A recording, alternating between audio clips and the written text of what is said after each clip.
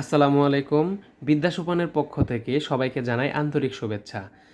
গত ১৬ মে ২০২৫ তারিখে বাংলাদেশ নৌবাহিনীর অফিস সহকারী কাম কম্পিউটার মুদ্রাক্ষরিক পদের নিয়োগ পরীক্ষা হয়েছে। সেখান থেকে আজকে আমরা গণিত প্রশ্নগুলো সমাধান করব।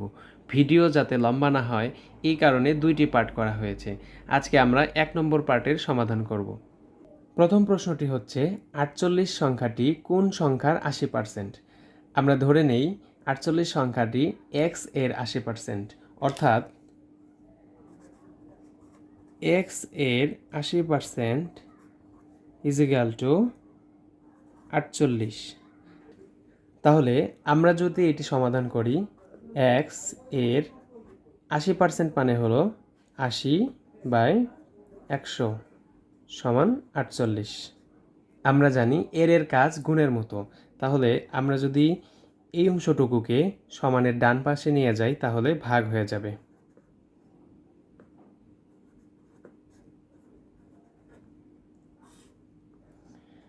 এবার আমরা যদি ভাগটাকে গুণ বানিয়ে নিই তাহলে ভাগ চিহ্নের পরের অংশটুকু উল্টে যাবে।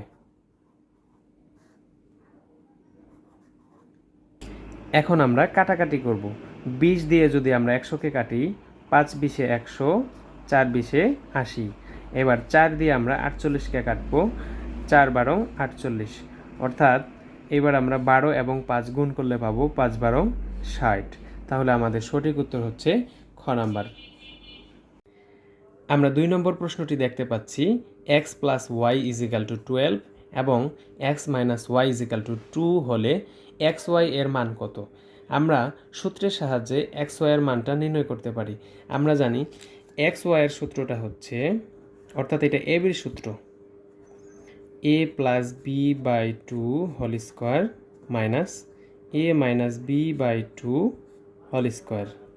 এখানে আমরা এক্স প্লাস ওয়াইয়ের জায়গায় ১২ বসায় দিব এবং এক্স মাইনাস ওয়াইয়ের জায়গায় 2 বসায় দিব। তাহলে ১২কে যদি ২ দিয়ে ভাগ করি আমরা পাবো ৬, ৬ স্কোয়ার। ২ রে ২ দিয়ে ভাগ করলে ১ পাবো। ৬ স্কোয়ার মানে ৬ ৬ ৩৬, ১ স্কোয়ার ১, অর্থাৎ উত্তর পেয়েছি ৩৫, ঘ নাম্বার। এখন আমরা সূত্রের সাহায্য ছাড়াও একটি শর্টকাট টেকনিকে এই অঙ্কটা সমাধান করতে পারি। আমরা মনে মনে এক্স এবং ওয়াইয়ের এমন মান কল্পনা করব যেন যোগ করলে ১২ হয় এবং এক্স ওয়াই যদি আমরা বিয়োগ করি তাহলে 2 হবে। অর্থাৎ এখানে যদি আমরা এক্সকে 7 কল্পনা করি এবং ওয়াইকে 5 কল্পনা করি তাহলে 7 প্লাস 5 ইজ ইকাল টু 12 এবং 7 মাইনাস 5 ইজ ইকাল টু 2, অর্থাৎ আমরা বুঝে গেলাম এক্সের মান 7 এবং ওয়াইয়ের মান 5 ধরলে আমাদের সমীকরণ দুটো মিলে যাচ্ছে। তাহলে আমরা যদি এবার খুব সহজেই এবির মানটা বের করি, এক্স এবং ওয়াইয়ের মানটা বসায় দিই 7 ইন্টু 5, অর্থাৎ 5 সাথে 35 হবে। এভাবে আমরা খুব সহজেই মানটা বের করতে পারবো। আমরা ৩ নম্বর প্রশ্নে দেখতে পাচ্ছি প্রথম 10টি বিজোড় সংখ্যার যোগফল কত? আমরা জানি প্রথম n সংখ্যক বিজোড় সংখ্যার সমষ্টি n স্কোয়ার, অর্থাৎ এইখানে আমাদেরকে প্রথম 10টি বিজোড় সংখ্যার যোগফল বের করতে বলেছে। তাহলে আমরা যদি n এর জায়গায় 10 বসাইয়ে দিই তাহলে 10 স্কোয়ার, অর্থাৎ এটা হবে 100, উত্তর আমাদের ঘ নাম্বার। এখন আমাদেরকে যদি বলা হয় প্রথম 20টি বিজোড় সংখ্যার যোগফল কত, তাহলে আমরা খুব সহজেই 20-এর উপরে স্কোয়ার দিয়ে বের করতে পারবো 400। আমরা 4 নম্বর প্রশ্নটাতে দেখতে পাচ্ছি এইখানে একটি ধারা দেওয়া হয়েছে এবং পরবর্তী সংখ্যাটি নির্ণয় করতে বলা হয়েছে। এখন আমরা প্রথমেই খেয়াল করব যে প্রথম পদের সাথে দ্বিতীয় পদের পার্থক্য কত এবং দ্বিতীয় পদের সাথে তৃতীয় পদের পার্থক্য কত, এইভাবে প্রত্যেকটি পদের সাথে পার্থক্য নির্ণয় করার চেষ্টা করি। আমরা দেখতে পাচ্ছি 8 থেকে 11 হয়েছে, অর্থাৎ এখানে পার্থক্য হচ্ছে 3। 11 থেকে 17 এখানে পার্থক্য হচ্ছে 6। 17 থেকে 29 এইখানে পার্থক্য হচ্ছে 12। 29 থেকে 53 এইখানে আমরা খেয়াল করলে দেখতে পারবো এইখানে পার্থক্য হচ্ছে 24। তাহলে এই জায়গায় আমরা একটা প্যাটার্ন খেয়াল করলাম। প্রথমবার 3 বৃদ্ধি পেয়েছে, এরপরে 3-এর দ্বিগুণ 6 বৃদ্ধি পেয়েছে। এরপরে 6-এর দ্বিগুণ 12 বৃদ্ধি পেয়েছে, 12-র দ্বিগুণ 24 বৃদ্ধি পেয়েছে। তাহলে আমরা বলতে পারি এবার 24-এর দ্বিগুণ 48 বৃদ্ধি পাবে।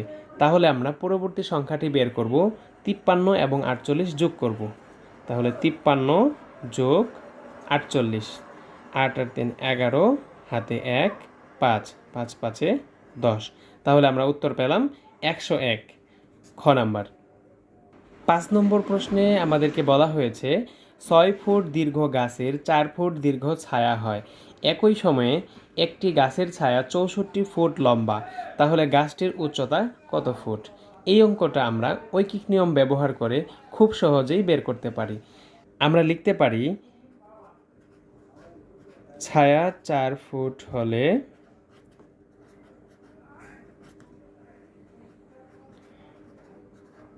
গাছের দৈর্ঘ্য 6 ফুট। তাহলে ছায়া 1 ফুট হলে গাছের দৈর্ঘ্য হবে 6/4 ফুট, এবং ছায়া যদি আমাদের 64 ফুট হয় তাহলে গাছের দৈর্ঘ্য হবে 6 গুণ 64/4। আমরা যদি কাটাকাটি করি 4 16-তে 64 হয়। এবার 6 এবং 16-কে যদি গুণ করে দেই তাহলে আমরা কি পাবো? 6 6 36-এর 6, হাতে থাকে 3, 6 1-এ 6 এবং 3-এ 9, অর্থাৎ 96 ফুট। তাহলে উত্তর হচ্ছে ক নাম্বার। 6 নম্বর প্রশ্নে আমরা দেখতে পাচ্ছি দুইটি সংখ্যার গসাগু ও লসাগু যথাক্রমে 2 ও 360। একটি সংখ্যা 10 হলে অপর সংখ্যাটি কত?